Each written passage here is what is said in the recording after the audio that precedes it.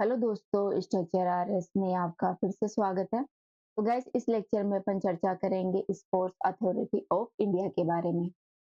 यहाँ पे सिलेबस दे रखा है अपना, जो आरएस पेपर 3 है, मेंस वाला। इसकी यूनिट 3 में दे रखा sports authority of India and Rajasthan sports council. ये अपना इस सिलेबस है। इसमें जो दे रखा है स्पोर्ट्स अथॉरिटी ऑफ इंडिया, इसके बारे में आज अपन चर्चा करेंगे। ठीक है। तो गाइस, जो अपना भारतीय खेल प्राधिकरण है वो एक स्वायत्त निकाय है। ध्यान रखना, ये कैसा निकाय है? ये एक स्वायत्त निकाय है जिसकी स्थापना 25 जनवरी 1984 में की गई थी। कब की गई थी? 25 जनवरी 1984 में इसकी स्थापना की गई थी, जो कि वर्तमान में युवा मामले खेल मंत्रालय उसके तहत आता है। कौन सी मिनिस्ट्री में आता है? जो अपनी स्पोर्ट्स मिनिस्ट्री है उसके अंदर ये आता है। साथ ही ये सोसाइटी पंजीकरण अधिनियम 1960 के तहत रजिस्टर्ड है।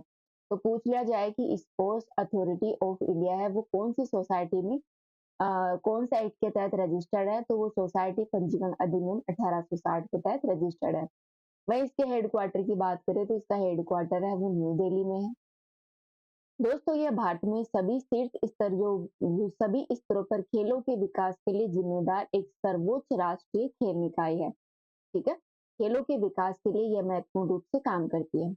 इसकी स्थापना है वो 9th जो अपने 90 एशियाई खेलों के विकास के रूप में की गई थी। ठीक है। मतलब जो अपन 90 एशियाई गेम्स हुए थे 1982 में, उसी को आगे बढ़ाने के लिए उसी उद्देश्य से इसकी स्थापना की गई थी। ठीक है। दोस्तों, इसके विजन की बात करें तो भारत की खेल विकास यात्रा का नेतृत्व करता है। साथ ही यह एथलेटिक होते हैं उनको सशक्त बनाने और लगातार अंतर्राष्ट्रीय खेल सफलता प्राप्त करना इसका महत्वपूर्ण विजन है। वहीं इसके उद्देश्य की बात करें तो ये सभी स्तरों पर खेलों का विकास, संवर्धन करना तथा खिलाड़ियों को विश्व स्तरीय इंफ्रास्ट्रक्चर प्रोवाइड करवाना, उन्हें ट्रेनिंग देना और उन्हें कोचिंग की सुविधा प्रदान करना इसका महत्वपूर्ण उद्देश्य है। साथ ही इसका उद्देश्य है देश में खेलों को बढ़ावा देना और उनका व्यापक आधार तैयार करना, खेल प्रतिभाओं की पहचान करना, उनकी खोज करना और उनका पोषण करना। साथ ही भारत को एक प्रमुख खेल शक्ति के रूप में स्थापित करना। इसके लिए अंतर्राष्ट्रीय स्तर पर विभिन्न खेलों में उत्कृष्टता प्राप्त करने के लिए विभिन्न योजनाएं, कार्यक्रमों आदि का क्रियान्वयन करना एसएआई का महत्वपूर्ण काम है। ठीक है, ये इनके महत्वपूर्ण उद्देश्य है। ठीक है। इसकी संरचना के बारे में बात करें तो गाइस, इसमें दो बॉडी होती है। एक तो जनरल बॉडी होती है, एक गवर्निंग बॉडी होती है। जनरल बॉडी के चेयरमैन होते हैं वो युवा मामलों के खेल मंत्री होते हैं, जिसमें टोटल 34 सदस्य होते हैं। इन 34 सदस्यों में से 11 सदस्य होते हैं वो पदेन सदस्य होते हैं। ठीक है। इन 11 सदस्यों के कार्यकाल को छोड़कर, जो पदेन सदस्य होते हैं इनके कार्यकाल को छोड़कर अन्य सभी सदस्यों का कार्यकाल होता है गाइस, वो होता है 3 वर्ष का। ठीक है। कितने साल का? 3 साल का। वही गवर्निंग बॉडी के चेयरमैन युवा मामलों के खेल मंत्री होते हैं, राज्य और स्वतंत्र प्रभार के आधार पर। इसमें भी गाइस 34 सदस्य होते हैं। इसमें 14 सदस्य होते हैं वो पदेन सदस्य होते हैं, जिनका कार्यकाल 3 वर्ष का होता है। मतलब सदस्यों का कार्यकाल 3 वर्ष का होता है, जिसमें पदेन सदस्यों को छोड़कर। ठीक है। तो गवर्निंग बॉडी में 14 पदेन सदस्य होते हैं और जनरल बॉडी में 11 पदेन सदस्य होते हैं। ठीक है। वहीं एसएआई के कार्यों के बारे में बात करें, स्पोर्ट्स अथॉरिटी ऑफ इंडिया के कार्य क्या क्या उनके बारे में देखें, तो गाइज ये भारत में खेलों को बढ़ावा देने का महत्वपूर्ण काम करता है। इसके साथ ही खेलों को विकसित करने और लोकप्रिय बनाने का इसका प्रमुख कार्य है। इसके साथ ही कोचिंग शिविरों, प्रतियोगिताओं का यह आयोजन करता है और उनका संचालन भी करता है। तकनीकी विशेषज्ञता प्रदान करता है खिलाड़ियों को। साथ ही खिलाड़ियों और खेल संगठनों को वित्तीय और भौतिक सहायता भी प्रदान करता है। ठीक है। तो फंडिंग भी ये प्रोवाइड करवाता है। इसकी महत्वपूर्ण शक्तियों के बारे में बात करें तो ये खेलों के विकास के लिए फंडिंग करता है, धन आवंटित करवाता है। वही कोच और प्रशासक होते हैं, उनकी नियुक्ति भी एसएआई के द्वारा की जाती है, स्पोर्ट्स अथॉरिटी ऑफ इंडिया के द्वारा। ठीक है। साथ ही जो इंटरनेशनल प्रतियोगिताएं होती है उनके लिए एथलीटों को जो ट्रेनिंग दी जाती है वो भी इनके द्वारा दी जाती है। इसकी सीमाओं के बारे में बात करें तो एसएआई के पास गाइस खेलों से संबंधित किसी भी कानून का नियमन और विनियमन करने की शक्ति नहीं है। ठीक है। तो कोई भी कानून का यह विनियमन नहीं करता है। ठीक है, आगे देखते हैं। दोस्तों इसकी संगठनात्मक संरचना के बारे में बात करें तो साई है अपना, SAI है वो युवा मामले खेल मंत्रालय के तहत आता है। इसके हेड ऑफिस को दो भागों में बांटा गया है, डिवीजन में और स्टेडियम में। वर्तमान में इंडिया में स्टेडियम की बात करें कितने हैं तो एक है जवाहरलाल नेहरू स्टेडियम, इंदिरा गांधी खेल परिसर जो कि अपने नई दिल्ली में है, Shyama Prasad Mukherjee swimming pool complex stadium यह नई दिल्ली में है, doctor Karni Singh shooting centre stadium है ये भी दिल्ली में है, और एक स्टेडियम है ध्यानचंद नेशनल स्टेडियम। ठीक है, ये अपनी स्टेडियम है, 1 2 3 4 5, 5 स्टेडियम है। ठीक है, भाई शैक्षणिक संस्थान की बात करें तो इसके अंदर दो शैक्षणिक संस्थान आते हैं। एक का नाम है नेताजी सुभाष चंद्र राष्ट्रीय खेल संस्थान पटियाला जो कि अपने पंजाब में है। वहीं एक लक्ष्मीबाई राष्ट्रीय शारीरिक शिक्षा महाविद्यालय तिरुवनंतपुरम में है जो कि केरल में लोकेटेड है। ये है स्पोर्ट्स अथॉरिटी ऑफ इंडिया के अंडर आने वाली दो महत्वपूर्ण एकेडमी। इसके अलावा गाइस इसके 12 क्षेत्रीय केंद्र हैं। कितने हैं? 12।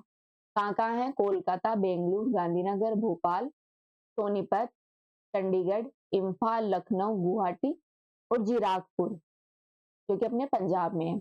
इस तरह ये टोटल इसके जो क्षेत्रीय केंद्र हैं। ठीक है, ध्यान रखना कहाँ का है? कोलकाता, बेंगलुरु, गांधीनगर, भोपाल, सोनीपत, चंडीगढ़, इम्फाल, लखनऊ, गुवाहाटी और जीराकपुर। ठीक है, तो ये अपन ने चर्चा की इसके बारे में। अब इसकी यात्रा के बारे में भी जान लेते हैं कि इसमें इसकी स्थापना कैसे हुई और इसने लास्ट तक क्या क्या कुछ काम किए। तो गाइस 1982 में क्या हुआ था कि जो अपने 90 एशियाई खेल है उनका आयोजन भारत के द्वारा किया गया था और ये सफल आयोजन किया गया था। ठीक है, ये दूसरी बार आयोजन किया था भारत ने इनका। इससे पहले भारत ने 1951 में एशियाई खेलों का आयोजन भी करवाया था। फिर 1984 में युवा मामलों खेल मंत्रालय द्वारा पंजीकृत सोसाइटी के रूप में SAI की स्थापना की गई। ठीक है, पंजीकृत सोसाइटी रूप में जो 1860 का जो सोसाइटी एक्ट अधिनियम है, ठीक है, उसके तहत इसकी स्थापना की गई थी युवा मामला खेल मंत्रालय के तहत। ठीक है, फिर 1987 में नेताजी सुभाष राष्ट्रीय खेल संस्थान पटियाला और इसके केंद्रों की स्थापना की गई। साथ ही लक्ष्मीबाई राष्ट्रीय शारीरिक शिक्षा महाविद्यालय ग्वालियर त्रिवेदम का भारतीय खेल प्राधिकरण साइन में विलय किया गया। ठीक है, तो ये सारी चीजें हैं वो भारतीय खेल प्राधिकरण में इनका विलय किया गया। 1985 में क्या हुआ कि SAI की योजनाओं के अंतर्गत भारतीय खेल प्राधिकरण ट्रेनिंग सेंटर की शुरुआत की गई। ठीक है, तो जो ये ट्रेनिंग सेंटर की शुरुआत की गई SAI की, इसकी शुरुआत 1985 में की गई भारतीय खेल प्राधिकरण के द्वारा।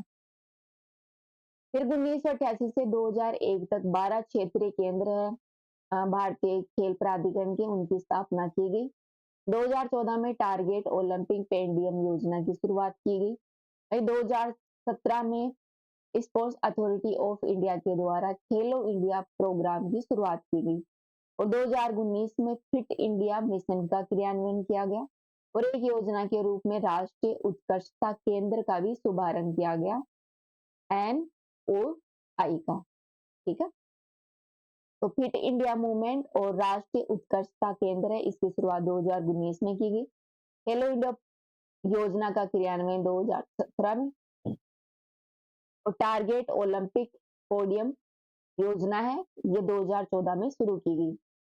इसके साथ ही स्पोर्ट्स अथॉरिटी ऑफ इंडिया के द्वारा 2021 में राष्ट्रीय खेल विज्ञान अनुसंधान केंद्र की शुरुआत की गई। साथ ही ओलंपिक में अब तक का सर्वश्रेष्ठ प्रदर्शन भी इन्होंने किया। ठीक है, स्पोर्ट्स अथॉरिटी ऑफ इंडिया ने।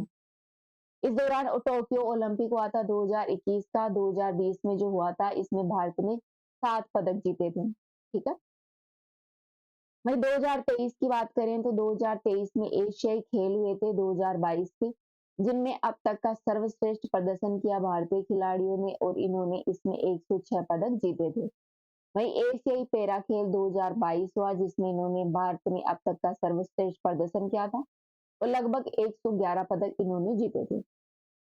फिर 2024 में पेरिस ओलंपिक गेम हुए 2024 के, जिसमें भारतीयों ने 6 पदक जीते। ठीक है, वहीं पेरिस पैरा ओलंपिक खेल 2024 हुए, इसमें भारत ने सर्वश्रेष्ठ प्रदर्शन किया और इसमें 29 पदक है वो भारत ने अपने नाम किए थे, भारत ने ये पदक जीते थे। तो इस तरह अपन ने चर्चा की स्पोर्ट्स अथॉरिटी ऑफ इंडिया के बारे में। आपका नेक्स्ट वीडियो में अपन देखेंगे स्पोर्ट्स अथॉरिटी ऑफ इंडिया के द्वारा चलाए गए जो भी प्रोग्राम है, जो भी योजनाएं हैं, उनके बारे में चर्चा करेंगे। तो अभी के लिए इतना ही। Thank you.